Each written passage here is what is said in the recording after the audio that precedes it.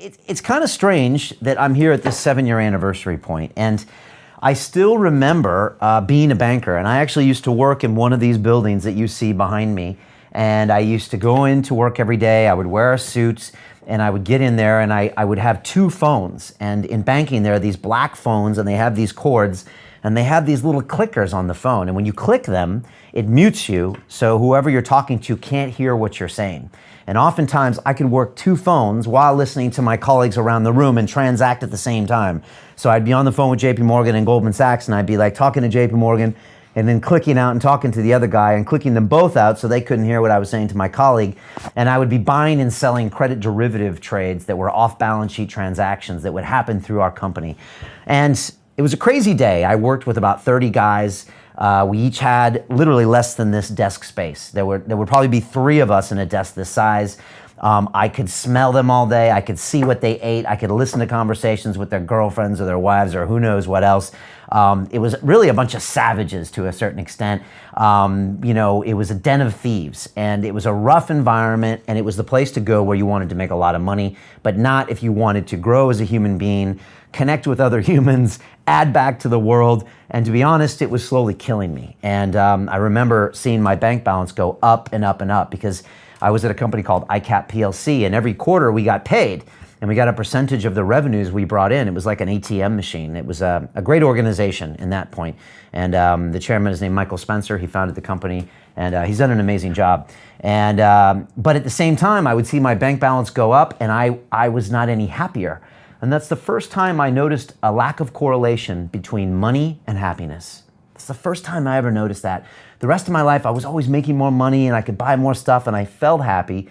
But this was a time where I was like, wait a second, your money is going up a lot and you're still not feeling better or feeling more and more depressed and disconnected. And I was alone at the time. I had no family. I never thought I wanted a family. I had this huge 2-floor duplex massive apartment in Shoreditch that was like the coolest thing ever with like no furniture. It was like that movie Boiler Room. And I was just basically, I would drink myself, to sleep every night because I was really unhappy.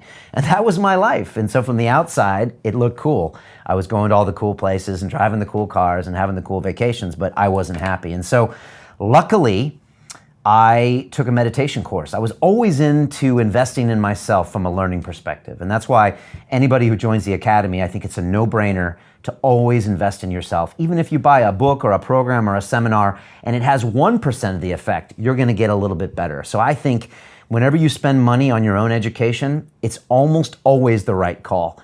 And so I invested in myself. I spent about $2,000 on a transcendental meditation class. And I took it and I had to bring a piece of fruit and a napkin and I had to do all these weird things. And I thought, this is weird, but I'm gonna do it because I paid the money. And so I got through it and I got a meditation practice, and about 2 months in, I was able to view Brian Rose as an unhappy, greedy banker who was depressed and drinking himself to death. And I was like, what are you doing? This is so stupid. And it took me about 2 weeks to come to terms with it. And then I literally walked into my MD and said, I'm leaving. And he said, what competitor are you going to? You have a non-compete agreement, we're gonna sue you. I said, you can do whatever you want because I'm not doing it. I'm not working in the banking industry anymore. I'm out. And he was like, okay. And I just walked out. I said goodbye to everybody and walked out. They thought I was out of my mind. But it was time to go. And so luckily meditation gave me that, which is why I teach that on our Life Accelerator program. Also, if I hadn't invested that money in the meditation course, I would have quit. If YouTube had been around back then in a big way and I just watched a few free videos, I would have never followed through on the program. And that's why I always tell my students, when I ask you to invest $2,000, $3,000 in one of my courses, I do it to make sure you'll finish it, yeah? I don't need your money, but I need you to invest in yourself and to do the hard things when the going gets tough. And so I've had the most success on my courses when people put money on the line, skin in the game, and then we go through this together. And that's what happens. And Nick, the guy that painted the oil painting, he got so much out of that course because he paid, I think, $5,000 for that course. People have gotten London Real tattoos on them because they paid the price and then did the hard work. So always find a way to invest in yourself. And usually when you put some money on the line, It's a way to actually become the best version of yourself. So that's why I'm here, funny enough, is because I did that. I see lots of great comments coming here on Facebook. I just want to say hi. What's up, Brian Fall? Hakan, what's going on? Ruthio is in the house.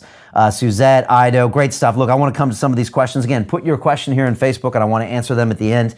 But you know, folks, I walked out of that job because it was destructive, and I could see it was slowly killing me, even though it was making me money and making everyone around me impressed. It wasn't making me impressed. And so there'll come a point in your life where something deep down inside will tell you, this doesn't feel right anymore, and I've got to make a change and move on. And when the pain point gets too high, you'll do it. As one of my mentors, Dan Pena, says, we all make decisions for two reasons, right? Inspiration or desperation. Well, I'm here to tell you 99% of the time it's desperation. It's when you get to a pain point you can no longer handle, that's when you do something. When you look in the mirror and you're 100 pounds overweight, right? When you look at your relationships and it's just pure negativity, that's when you pull up and make a change. That's when you go to the gym. That's when you stop eating garbage. That's when you change cities and change your peer group. And so that's usually when it happens. But be ready to do that as soon as possible.